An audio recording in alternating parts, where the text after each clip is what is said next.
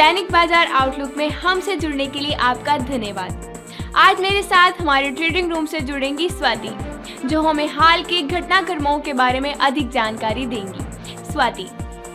बैंकों की मजबूत तिमाही नतीजे की रिपोर्ट के बाद वित्तीय शेयरों में बड़ी तेजी के साथ S&P 500 और डॉब ने शुक्रवार को रिकॉर्ड ऊंचाई हासिल की, जबकि नवीनतम मुद्रास्फीति के आंकड़ों ने नवंबर में अमेरिकी फेडरल रिजर्व के ब्याज दर में कटौती की उम्मीद को बढ़ावा दिया। यूएस रेगुलेटर्स को 2024 में अब तक क्रिप्टो कंपनी से लो स्वीट सेटलमेंट में $19 बिलियन से अधिक प्राप्त हुए हैं, जो अब तक के सभी सेटलमेंट्स का लगभग 2/3 है। बैंकक्रप्ट क्रिप्टो एक्सचेंज FTX और एफिलिएटेड ट्रेडिंग फर्म ऑलमेडा अधिकांश फंड के लिए जिम्मेदार है, जिसमें CFTC को $12.7 बिलियन का भुगतान किया गया है। शुक्रवार को तेल की कीमतें कम रही, लेकिन लगातार दूसरे सप्ताह भी कीमतों में तेजी रही, क्योंकि निवेशकों ने मिडिल ईस्ट में पॉसिबल सप्लाई डिस्ट्रप्शन और फ्लोरिडा की ईंधन की मांग पर मौजूदा तूफान मिल्टन की प्रभाव जैसे कारकों पर विचार किया। ब्रेंट क्रूड ऑयल फ्यूचर 0.45% नीचे बंद हुआ।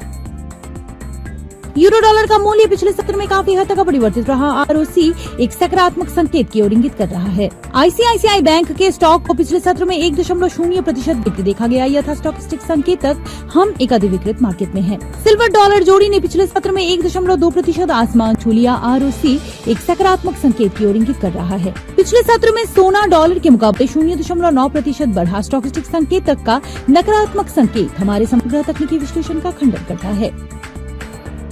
चीन के निर्यात जारी होगा 3 GMT पर, चीन के आयात 3 GMT पर, चीन के व्यापार का संतुलन 3 GMT पर, चीन के FDI जारी होगा 9 GMT पर, फिनलैंड के उपभोक्ता मूल्य सूचकांक 5 GMT पर, अमेरिका मासिक बजट विवरण 18 GMT पर। हमें उम्मीद है कि आपने आज की बाजार आउटलुक का आनंद लिया होगा। हम सब की ओर से आपको लाभदायी व्यापारिक दिवस की शुभकामनाएं।